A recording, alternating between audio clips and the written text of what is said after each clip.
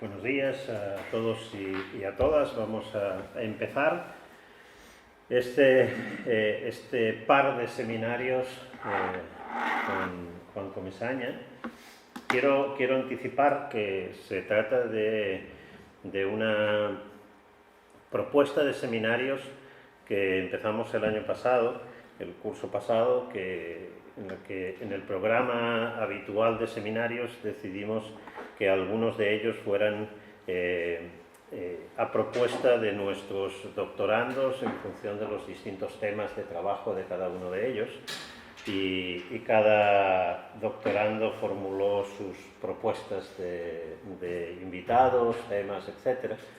Así que la invitación a Juan Comesaña en este caso es una propuesta de Jaime Oportus, que dudamos mucho si aceptaron.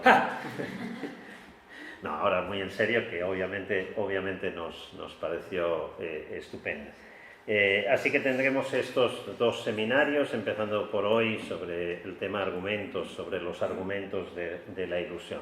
Pero antes, una pequeña presentación de Juan Comesaña, que es licenciado en Filosofía por la Universidad de Buenos Aires y doctor por la Universidad de Brown. Actualmente es profesor en la Universidad Rutgers y antes había pasado por Arizona. Además, es autor de diversos libros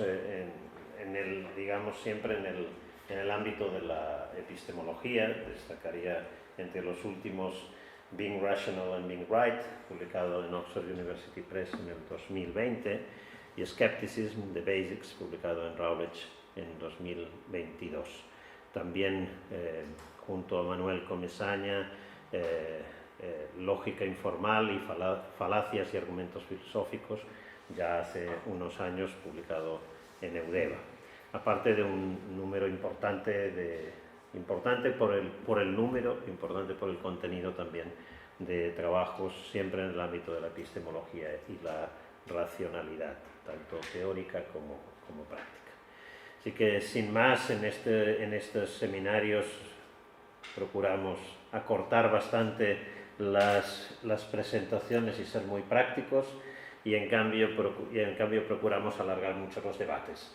Bien. Con lo cual tienes en torno a 40 minutos, 45 minutos, lo que necesites para hacer tu presentación, y luego abriremos el debate con todos. Muchas gracias por venir hasta Girona, espero que sea una primera vez, y que tengamos muchas más oportunidades de seguir compartiendo. Gracias. Bueno, muchísimas gracias a Jaime y a Jordi por la invitación. Es, como decía, la primera vez mía en Girona, espero que no sea la última, y gracias a todos ustedes por venir. Entonces, voy a hacerlo, la presentación un poco rápido, pero dejando mucho tiempo para preguntas. Esta primera reunión, Argumentos sobre los argumentos de la ilusión, es una manera de presentar algunas de las ideas del libro Being Rational and Being Right en un marco un poquito distinto, en el marco de los argumentos de la ilusión. Y lo estaba pensando en esto últimamente porque el tipo de posición que yo presento en ese libro es una posición que algunos llamarían internalista, de eso voy a hablar un poco hoy y también mañana, que algunos ven como estando justificada por los argumentos de la ilusión, y mucha gente lo ve a eso como algo malo. Entonces lo que quería hacer es clarificar en qué medida una posición como la mía surge de los argumentos de la ilusión y qué conclusiones de los argumentos de la ilusión podemos sacar y cuáles no, y si eso es algo bueno o algo malo. En fin, esa es la idea detrás de esto. Entonces, el resumen de toda la charla de hoy es que la respuesta correcta a los argumentos de la ilusión no es ni el disyuntivismo, ni el programa del conocimiento primero, ni el psicologismo. Voy a explicar brevemente qué quiere decir cada una de estas cosas, sino, y esta es el internalismo mundano. Es una etiqueta que le han puesto a mi posición algunos críticos, pero que yo la tomo porque me parece mucho mejor que las etiquetas propias que yo había propuesto, algo así como experiencialismo y no sé qué. Entonces voy a clarificar en qué sentido decimos cada una de estas cosas. Eso no se ve nada con este fondo, así que lo que voy a hacer es pasarlo directamente. Macbeth, la escena de la daga, es un precursor del argumento de la ilusión. En su discusión clásica, Austin dice que el argumento de la ilusión ya era viejo en la época de Platón, y aparentemente se está refiriendo a Heráclito con alguna interpretación exegética dudosa, pero tiene un pedigrí bastante antiguo el argumento de la ilusión. Ciertamente uno lo puede encontrar, por ejemplo, en los estoicos y en los escépticos. Pero la versión del argumento de la ilusión que me interesa a mí es la británica, ¿no? La de Bertrand Russell, G. Moore y Eyre, la de hombres británicos que fuman pipa, es el argumento de la ilusión.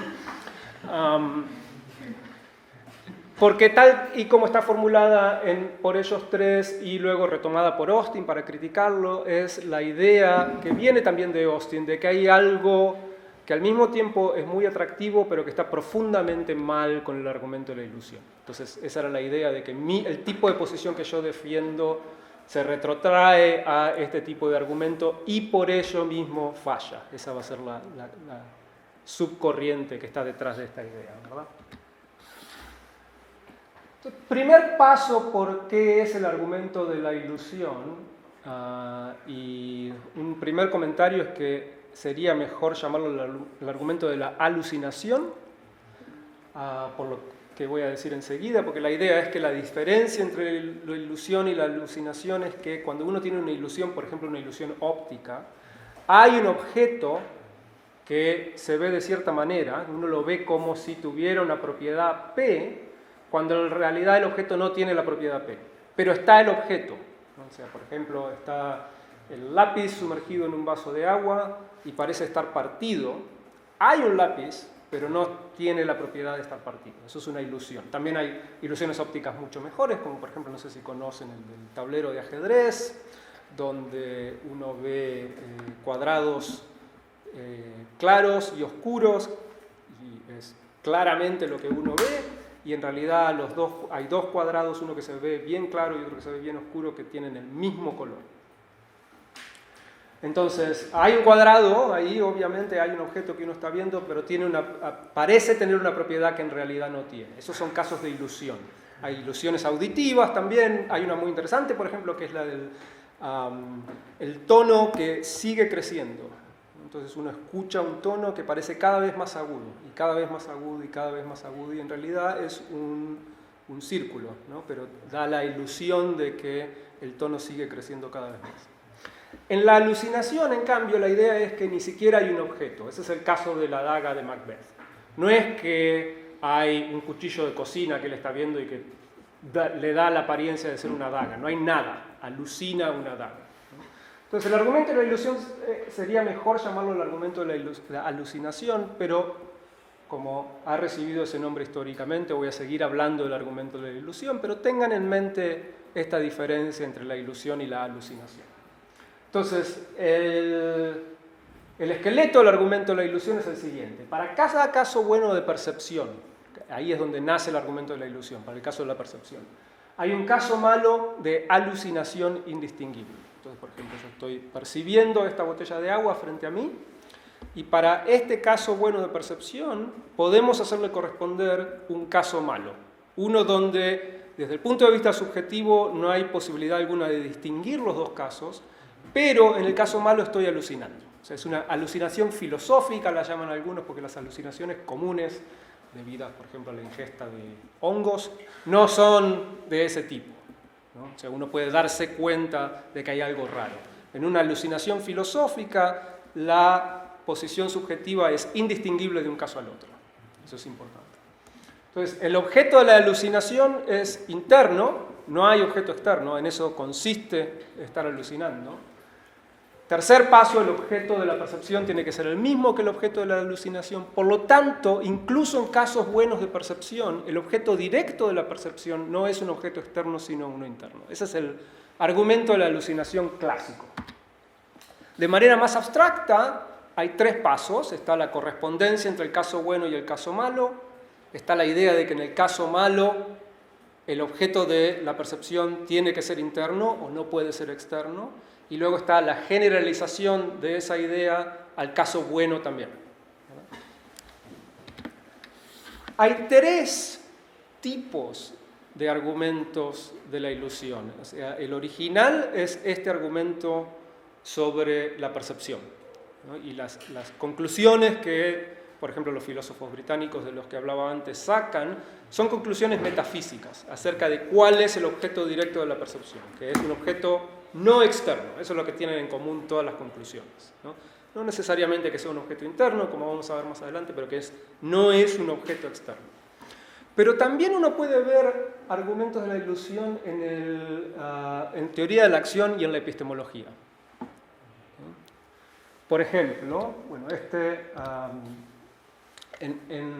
para teoría de la acción, la conclusión del argumento de la ilusión va a ser el psicologismo, que es la idea de que las razones para actuar son siempre estados mentales de la gente, por ejemplo, creencias, y no hechos externos. Entonces, cuando yo ayudo a alguien porque, diríamos comúnmente, necesita mi ayuda, mi razón para actuar no es el hecho de que ella necesite mi ayuda, sino que yo creo que ella necesita mi ayuda. Esa es la internalización para razones de la acción.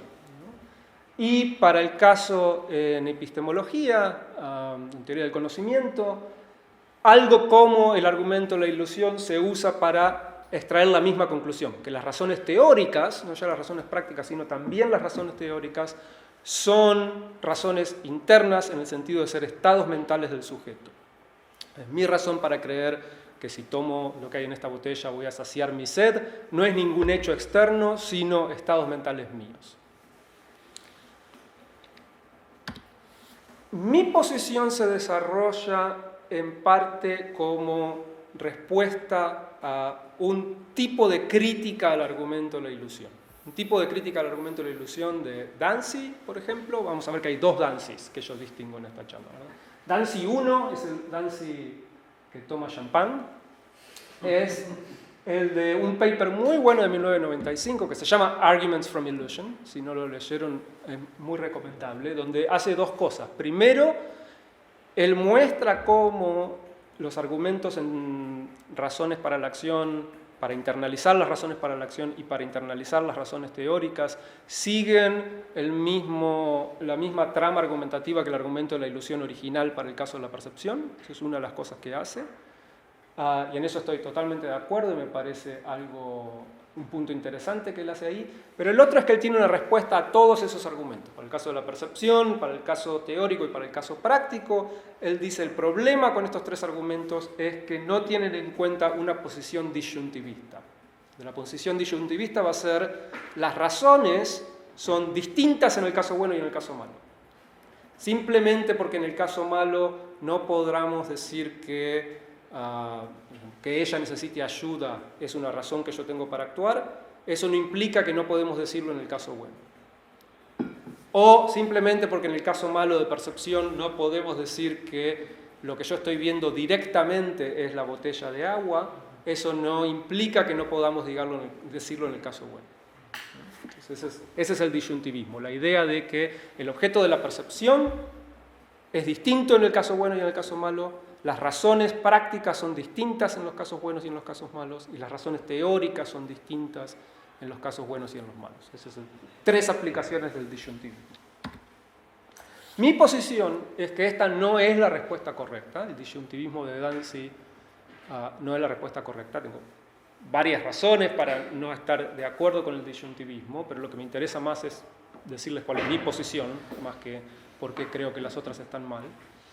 Tampoco la conclusión psicologista de los argumentos de la ilusión. O sea, mi posición no es, por ejemplo, en epistemología, que las razones son estados mentales.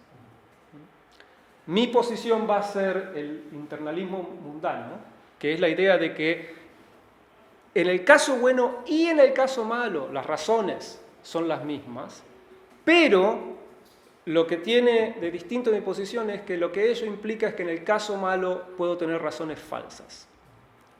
Entonces, digamos, si en el caso bueno, mi razón para creer que si tomo de lo que hay aquí voy a saciar mi sed es que hay agua en la botella, En el caso malo, donde no hay agua en la botella, mi razón es la misma. Esa es la parte, depende de cómo la mire uno, la parte original e interesante de mi posición o la parte ridícula de mi posición. Depende de si uno lo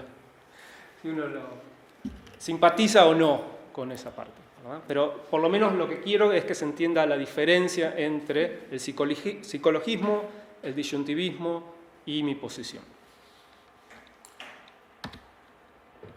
Una segunda cosa que quiero hacer es, además de presentarles mi posición, decir cómo contestaría yo a argumentos en contra de mi posición desde el punto de vista del programa del conocimiento primero de Williamson. Así ustedes, no sé si estarán familiarizados con la posición de Williamson, pero la idea es que en epistemología tenemos que tomar a la noción de conocimiento como primaria y, por ejemplo, dejar de tratar de definir conocimiento en términos más primitivos, como los términos de creencia, justificación y verdad, etc. Todo ese proyecto ha fracasado, y una de las lecciones que tenemos que tomar de ese fracaso es que tenemos que empezar a hacer epistemología con una noción primitiva de conocimiento y usar esa noción de conocimiento para analizar otras nociones epistemológicas interesantes, como por ejemplo la noción de evidencia o la noción de razones, ¿no? Entonces, en vez de decir que el conocimiento se tiene cuando uno tiene razones para creer y otras condiciones se cumplen, lo que hace el proyecto de Williamson es darlo vuelta a eso, ¿no? Es decir, no, podemos explicar la noción de evidencia o la noción de razones en términos de la noción de conocimiento, no viceversa. Entonces, hay tres objeciones que uno puede extraer desde este programa con respecto a mi posición. Una es que mi posición ignora la distinción entre justificación y excusas.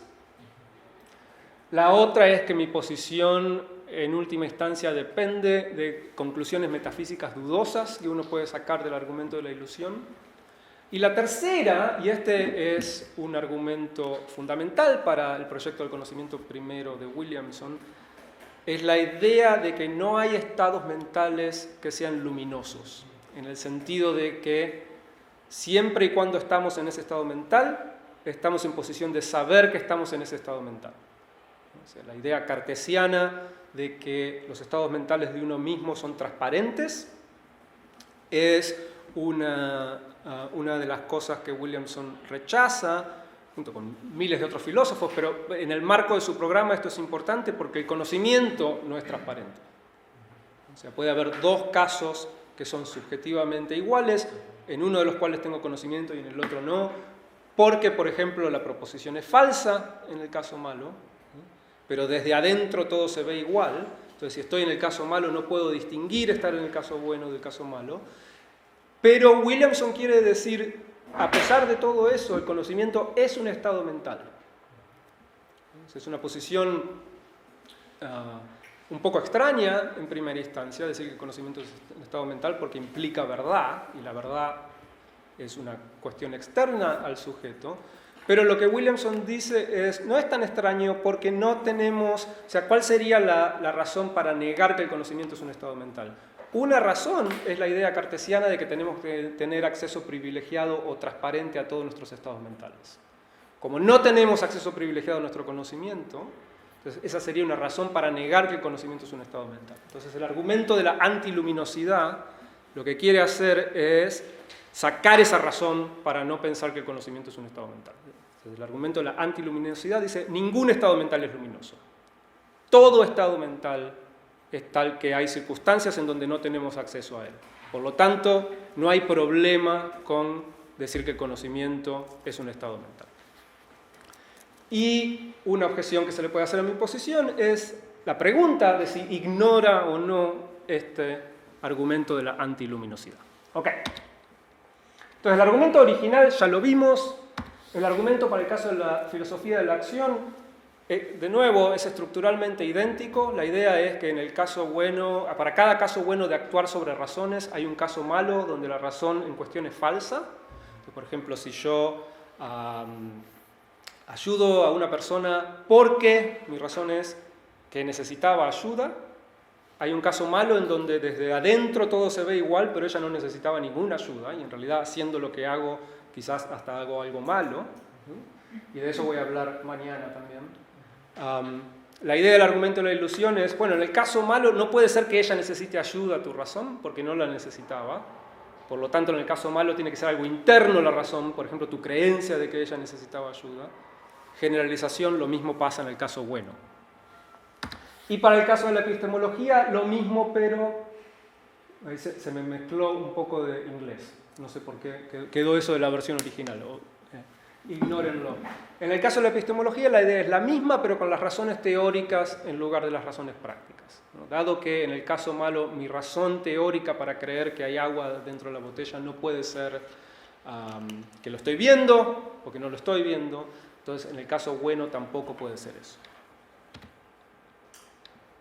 Como ya les dije, el disyuntivismo de Dancy da una respuesta a esto. Esa respuesta no es una que a mí me gusta, pero hay otro Dancy, que no es el Dancy de Champagne, sino que es el Dancy que apunta con el dedo, que me parece que propone una idea mejor. Entonces, esta idea de Dancy, esta idea de que las razones en el caso bueno y en el caso malo son las mismas, pero son externas en ambos casos, esa es una idea que se origina en Dancy para el caso práctico. O sea, para el caso práctico, en el libro que es posterior a ese artículo del 95 que yo había citado, en el libro de Dancy del 2000, lo que él dice es, incluso en el caso malo, en donde mi creencia es falsa, donde no es cierto que ella necesita mi ayuda, la razón para actuar que yo tengo es que ella necesita mi ayuda. Es la misma que en el caso bueno. Hay una diferencia, la diferencia es que es falsa en el caso malo. Pero eso no hace que no sea mi razón, es mi razón. Y de vuelta, es una posición que o les parecerá increíblemente original o increíblemente estúpida, dependiendo de sus proclividades filosóficas anteriores, pero esa es la posición que Dancy escribió todo el libro para justificar. Y nótese que no es una posición disyuntivista, ¿no? Es interesante que él ni siquiera se refiere a su paper anterior, donde la respuesta había sido disyuntivista, ¿no? La posición disyuntivista es que las razones son distintas. La posición desarrollada en el libro para el caso práctico es que son las mismas. Entonces, lo que varios de nosotros nos hemos preguntado es ¿por qué no decir lo mismo en el caso epistémico? Y ese de arriba a la derecha soy yo. De abajo a la izquierda, abajo a la derecha, perdón, Mark Schroeder, que es el que primero presentó, de acuerdo con lo que yo pude averiguar, esta idea de aplicar la idea de Dancy al caso teórico. Matthew McGrath, Jeremy Fanto también defendieron una idea parecida muy a la pasada en su libro sobre Pragmatic Encroachment en epistemología, y Mari y yo, independientemente y en colaboración, hemos defendido esa idea también. Y en el libro Being Rational and Being Right, una parte central del libro es la defensa de esa idea de decir lo que dice Dancy para el caso práctico, para el caso teórico también. Entonces, la posición de mi libro es lo que yo llamo el internalismo mundano, que es la idea de que la razón para creer es la misma en el caso malo y en el caso bueno, es el contenido de la creencia original en el caso de las razones inferenciales o el contenido de la experiencia en el caso de las razones básicas. Entonces yo distingo entre razones básicas y razones inferenciales.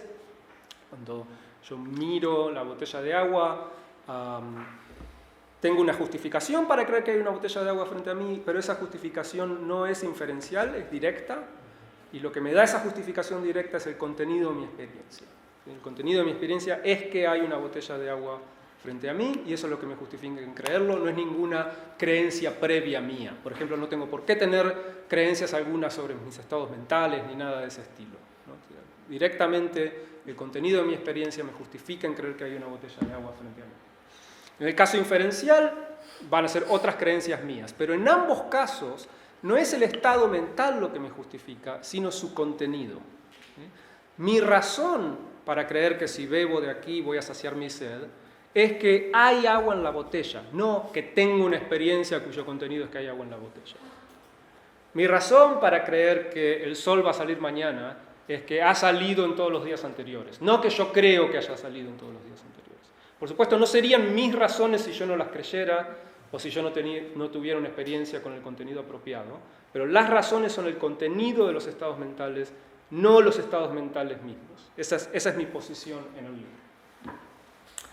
Entonces, aquí tienen un cuadro con las 4 posiciones distintas y sus respuestas respectivas a 3 preguntas. Entonces está el psicologismo, que es la conclusión que algunos sacan de los argumentos de la ilusión. Y luego está el disyuntivismo y el conocimiento primero como alternativas a esa conclusión del argumento de la ilusión. Alternativas que desde mi punto de vista son incorrectas, pero luego está mi posición, que no es ni el psicologismo tradicional de los argumentos de la ilusión, ni esas 2 respuestas alternativas. Entonces, las 3 preguntas son: ¿de qué tratan las razones? ¿No? O sea, cuando digo que tengo una razón para actuar o tengo una razón para creer, ¿qué tipo de cosa metafísicamente son esas razones? Entonces, el psicologismo va a decir son estados mentales. De vuelta, si se retrotraen a la epistemología cartesiana, mi razón para creer cualquier cosa últimamente se deriva de qué ideas tengo yo, ¿no? Y lo mismo pueden ver en el empirismo británico de Hume, Berkeley y Locke, por ejemplo, ¿no? Para el disyuntivismo depende si uno está en el caso bueno o en el caso malo. En el caso malo, la respuesta es la misma que el psicologismo. Sí, son los estados mentales lo que son tus razones. Pero en el caso bueno son los hechos o el contenido de esos estados mentales. Para el conocimiento primero va a ser siempre los contenidos de los estados mentales. Con lo cual, una consecuencia de esto es que no tenemos las mismas razones en el caso bueno y en el caso malo. Esa va a ser otra pregunta. De acuerdo con el internalismo, de acuerdo con la idea del conocimiento primero.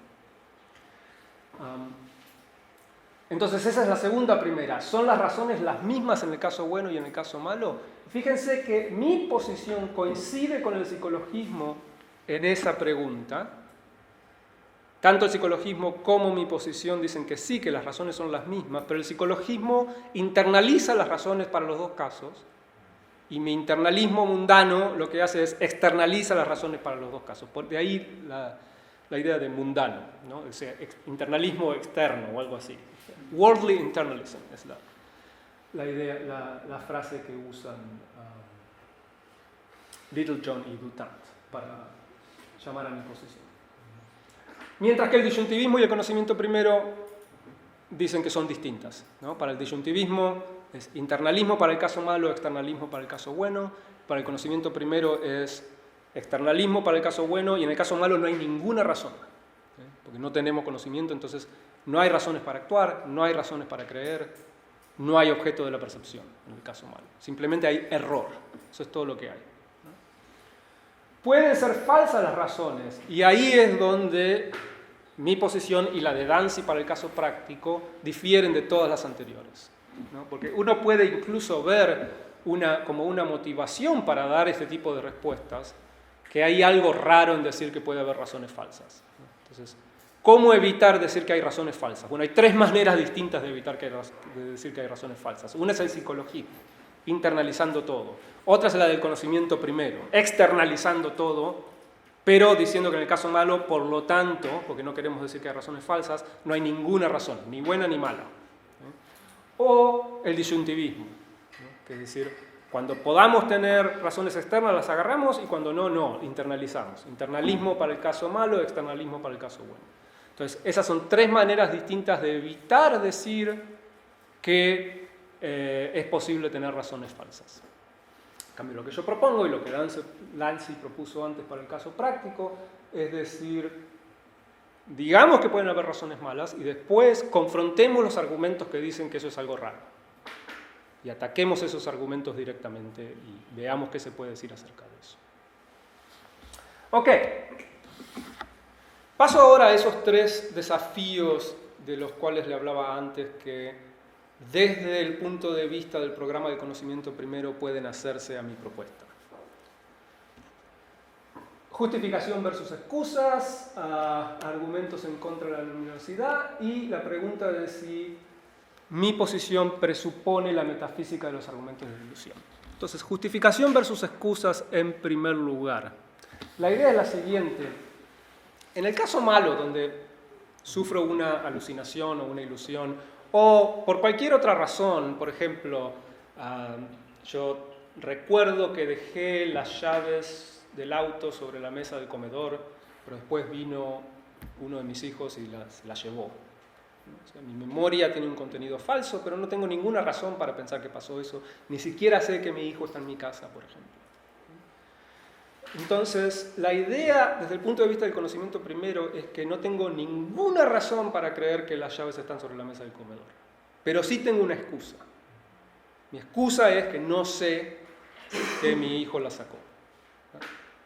No estoy justificado en creerlo, no tengo conocimiento, no tengo ninguna evidencia a favor de eso, y por lo tanto no tengo ninguna razón para creerlo.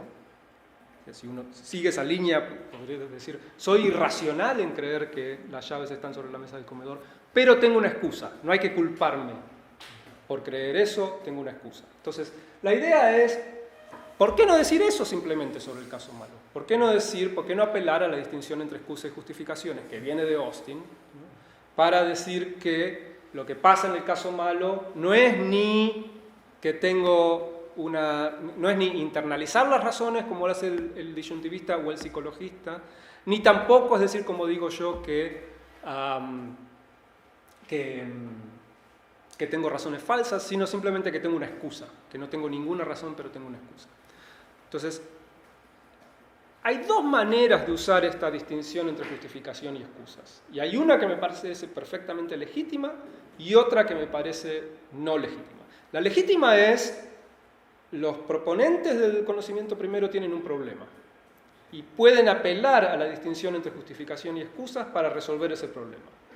El problema es que suena mal decir que cuando yo estoy en esa situación que les describía antes, no debería creer que la llave no está sobre la mesa. Hay algo bueno acerca de mi creencia y ellos no pueden decir que eso bueno consista en que tengo evidencia en favor de ella o que la sé, obviamente nadie va a decir que la sé, pero que estoy justificado, que soy racional en creer en ello. No pueden decir ninguna de esas cosas. Lo que sí pueden decir es apelar a la distinción entre justificación y excusa para decir que tengo una excusa.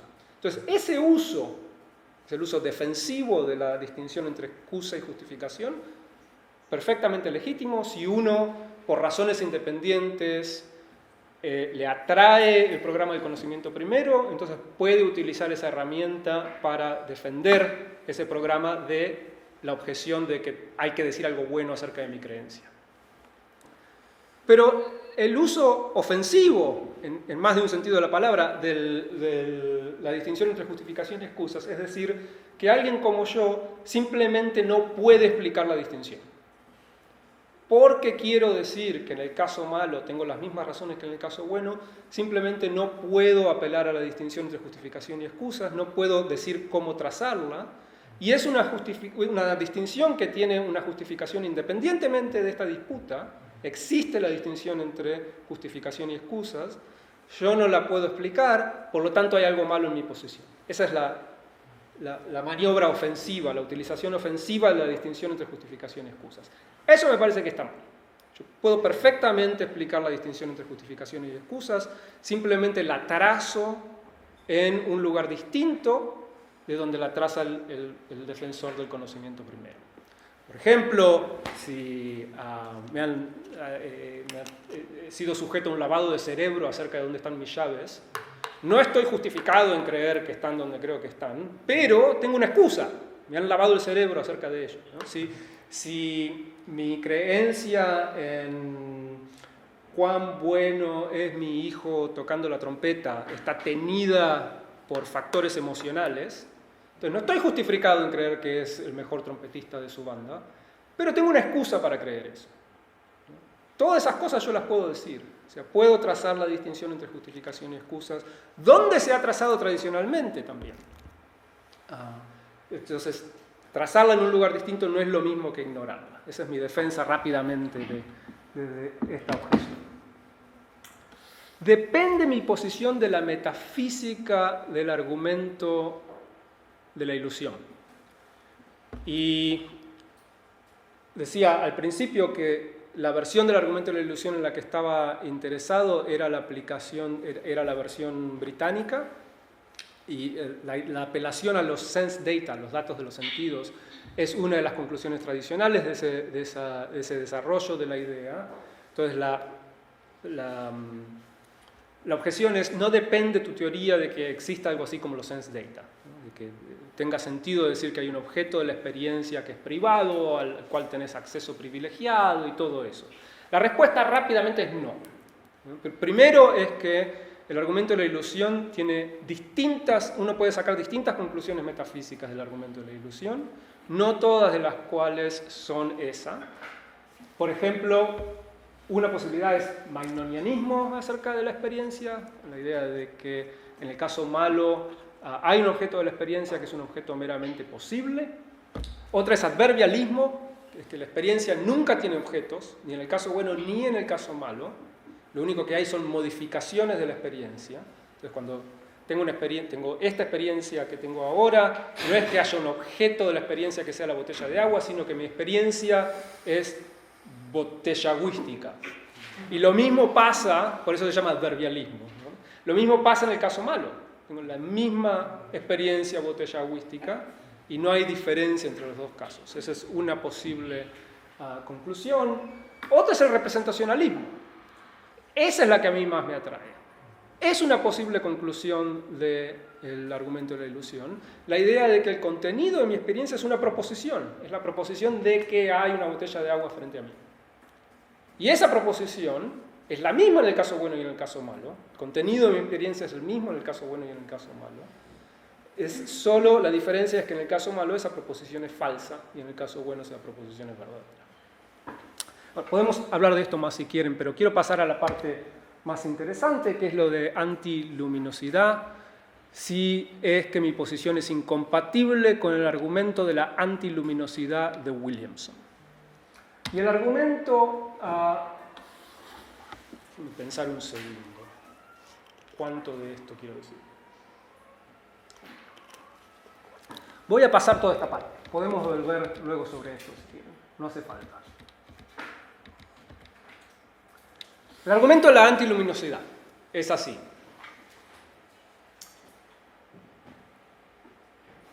Lo primero que hay que entender es la idea de una serie sorites, ¿no? Una serie de... ¿Cómo le dicen? ¿Sorites? Sí. ¿Sí? Bien. Entonces, una serie de casos donde claramente una propiedad se aplica en el primer caso, claramente no se aplica en el último, y cada caso intermedio es indistinguible del anterior. Entonces, por ejemplo, tenemos un montón de piedras, vamos quitando una. Si unas piedras hacen un montón, no puede ser que la misma cantidad menos una no hagan un montón, pero así llegamos a 0 piedras y claramente no son un montón. Alguien con 100.000 pelos en su cabeza no es pelado, un pelo no hace la diferencia, pero podemos llegar de 100.000 a 0 sacando de a uno. Alguien que tiene $1 billón es rico. 1/1000 de un centavo no hace una diferencia, pero podemos llegar de eso a alguien con deuda por pasos de 1/1000 de un centavo, etc., ¿no? Esa es la idea. Una sorita fenoménica es a la que apela a Williamson en su argumento de la antiluminosidad y es especialmente interesante. Y la idea es que podemos pasar de estados mentales que son claramente distintos en los extremos, pero indistinguibles entre sus pasos intermedios. Por ejemplo, yo puedo flashear ahí en la pantalla un rojo bien rojo y hacer 1.000.000 de colores intermedios hasta que llego a un verde bien verde. Y en cada color, por supuesto, cada color va a ser objetivamente un poquitito distinto del anterior. Cada color va a tener un cachitito más de verde que el anterior, pero fenoménicamente indistinguible para nosotros porque está por debajo de nuestra capacidad de discriminación. Ese es el punto importante. No podemos discriminar la cantidad de verde que hay de un caso al otro. Y sin embargo, obviamente podemos discriminar el rojo rojísimo del verde verdísimo. Ya de por sí, la existencia de series de sorites fenoménicas es interesantísima por sí misma, porque hay una especie de... O sea, es fácil decir qué es lo que está pasando en el caso no fenoménico. Lo que está pasando es que hay una distinción subyacente que podemos ver claramente qué es lo que va cambiando. Vamos sacando de a uno las piedritas, vamos sacando de a uno los pelos, vamos sacando de a un milésimo de centavo la plata. Pero en la serie de Solite fenoménica, ¿qué es lo que vamos sacando? Obviamente hay algo que está cambiando, pero está por debajo de nuestra capacidad discriminativa. O sea que si nos concentramos simplemente en capacidad discriminativa, de un paso al otro no hay nada que cambie. Y sin embargo podemos pasar así del rojo más rojo al verde más verde. Ya hay algo raro ahí. Raro en el sentido de interesante, no raro en el sentido de que se pueda negar esto, porque esto lo podemos hacer experimentalmente si quieren. ¿Sí? Pero surgen preguntas filosóficas interesantes para ese caso, que no surgen para el caso de la vaguedad en general. Entonces, pongamos como ejemplo el que usa Williamson, que es el de me despierto a las 5 de la mañana y hacen 0 grados. Y me quedo ahí en el jardín de mi casa desde las 6 de la mañana hasta el mediodía. Cuando vivía en Tucson esto podría haberlo hecho tranquilamente. Al mediodía hacen 30 grados. Empieza en 0 a las 6 de la mañana, termina en 30 al mediodía. Y subdividamos el tiempo que pasa ahí, esas 12 horas, no, esas 6 horas, las subdividimos en milésimas de segundo. En una milésima de segundo al otro, no siento ninguna diferencia en temperatura. Temperatura fenoménica de vuelta, ¿no? Por supuesto, va a haber alguna diferencia en la temperatura objetiva. Las moléculas se van a mover un poquito más rápido cada vez, ¿sí? Pero lo que yo siento de un milésima de segundo al otro, obviamente no puede cambiar porque está por debajo de mi capacidad discriminatoria. Y si quieren podemos subdividirlo en cuestiones más finas también.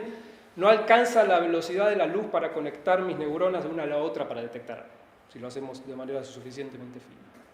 Y sin embargo, obviamente estoy helado a las 6 de la mañana y bien caliente al mediodía. Esas dos posiciones extremas claramente son distinguibles, incluso fenoménicamente. Entonces, esa es la serie que va a usar Williamson, y el motor del argumento va a ser este principio del margen de error que usa él. El principio del margen de error dice que si uno sabe que una proposición es verdadera en cierta situación, entonces no es suficiente con que sea verdadera en la situación donde de hecho la sé, sino que tiene que ser verdadera en situaciones suficientemente cercanas. En otras palabras, si hay una situación donde P es falsa, que es suficientemente cercana esa situación a la situación actual, entonces no puedo saber que P es verdadera. Esa es la idea, ¿verdad? Ok, entonces el argumento va así. Es un argumento complicado. Esta es la manera que yo he encontrado de presentarlo de manera más didáctica, me parece. Entonces la idea es, empiezo helado a las 6 de la mañana, termino sudando al mediodía. Esto es P, digamos, me siento frío. Entonces en algún momento dejo de sentirme frío. Pero, y esto quiere decir que sé que me siento frío. Esto quiere decir que no sé que me siento frío. La idea del margen de error de Williamson, la aplicación del margen de error va a ser que va a haber un momento en donde todavía me siento frío, pero porque hay un caso en donde no me siento frío, que está lo suficientemente cerca de ese caso actual donde sí me siento frío, y dado el margen de error, no puedo saber que me siento frío. O sea, va a haber un momento, digamos, cerca de las 10:30 de la mañana, en donde sigue siendo cierto que me siento frío, pero no puedo saber que siento frío. ¿Por qué? Porque una milésima de segundo más tarde ya no voy a sentir frío. Entonces, esa es la aplicación del margen de error. Fíjense, este es el margen de error representado gráficamente. La idea es que hay una serie de casos en donde P todavía es verdadera, pero dado que cae por debajo de mi capacidad de discriminación, no puedo saber que P es verdadera. Entonces, ¿para qué usa Williamson esto? Williamson lo usa para concluir que no hay ninguna condición no trivial que sea luminosa. Entonces, por ejemplo, uno podría pensar, los estados mentales son luminosos. Siempre que estoy en un estado mental, tengo la capacidad de saber que estoy en ese estado mental. Williamson dice, tome el estado mental de sentirse frío. No, el estado objetivo de qué temperatura hace, sino el estado mental de sentir frío. Ni siquiera ese estado mental es luminoso.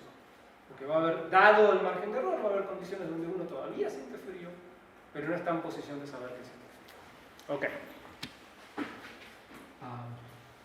Puede aplicar este argumento para generar un argumento en contra del principio KK, el principio CC, la idea de que si uno sabe que P, entonces sabe que P. Y lo que hacemos es simplemente subir un escalón más en la aplicación del margen de error. Entonces, así como va a haber casos donde P es verdadera, pero no estoy en condiciones de saber que P es verdadera, va a haber casos en donde sé que P, pero no estoy en condiciones de saber que sé que P. Por ejemplo, antes de las 10:30 va a haber un caso donde todavía sé que siento frío, pero no puedo saber que sé que siento frío, porque tengo que aplicar el margen de error para el conocimiento de segundo orden. Hay un margen de error para saber sobre nuestros estados mentales, el conocimiento es un estado mental, por lo tanto, porque aquí va a haber un caso donde sé que P, que está demasiado cercano a un caso donde no sé que P, no puedo saber que sé que P. Esa va a ser la idea. Perdón, Sí. ¿sé que siento frío o sé que hace frío? Sé que siento frío. P es un estado mental. O sea que P es siento frío. Sí, P es siento frío. Sí, entonces, la versión anterior, lo que decía, esto es súper importante, ¿no? La versión anterior lo que dice es, la luminosidad falla, obviamente todo el mundo acepta que falla para condiciones externas. Puede haber casos en donde la temperatura está muy baja, pero no lo sabemos, obviamente, ¿no? Ese no es el argumento de Williamson. El argumento de Williamson es la luminosidad falla para estados mentales. Acá P es siento frío. Y acá se aplica lo mismo, un escalón más arriba, no solo falla para siento frío, falla para sé que siento frío. Y falla para sé que siento frío, etcétera, etcétera, ¿no? Entonces, las iteraciones de conocimiento son cada vez más difíciles. Eso es uno de los puntos del argumento de Williamson. Conocimiento de segundo grado es más difícil de obtener que conocimiento de primer grado, y en general, conocimiento de grado n es más difícil de obtener que conocimiento de grado n-1.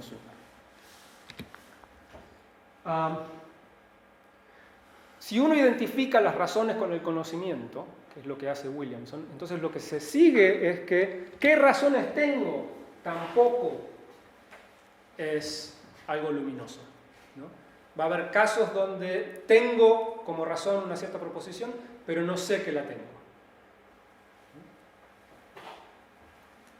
Entonces, lo que quiero hacer, y voy a terminar con esto, es argumentar que yo puedo aceptar todo esto, que no es incompatible con mi posición. Mi posición, recuerden, es que tengo las mismas razones en el caso bueno y en el caso malo, solo que en el caso malo son falsas, ¿no? Entonces, una manera de ver que son compatibles es haciendo esto. P quiere decir que tengo una experiencia no derrotada con el contenido P. Por ejemplo, tengo una experiencia cuyo contenido es que hay una botella de agua frente a mí. No derrotada quiere decir no tengo ninguna otra razón para creer que hay algo raro. ¿Sí? Y ahora el gráfico que voy a mostrar funciona tanto si estoy en un caso normal como si estoy en un caso de una alucinación. Bueno, en ambos casos tengo una experiencia con el mismo contenido y no tengo ninguna razón, por ejemplo, no tengo ninguna razón para pensar que me drogaron con el café antes, ni nada por ese tipo, ¿no? Entonces, todos estos casos van a ser casos donde tengo una experiencia con ese contenido. Digamos que el contenido es que siento frío. Supongamos que ese es el contenido, ¿verdad? O que hace frío. Tengo una experiencia cuyo contenido es que hace frío. En algún momento voy a dejar de tener esa experiencia, digamos hacia las 10:30 de la mañana. En ese caso lo que va a pasar es que sé que tengo una experiencia cuyo contenido es que hace frío, por lo tanto sé que tengo una razón para creer que hace frío, pero sigo teniendo esa razón, porque sigo teniendo esa experiencia, en casos en donde no estoy en condiciones de saber que la tengo. Eso es lo que tengo que decir yo para compatibilizar mi posición con el argumento antiluminosidad. Lo que tengo que decir es que si es un gran condicional, ¿no? El antecedente es muy importante.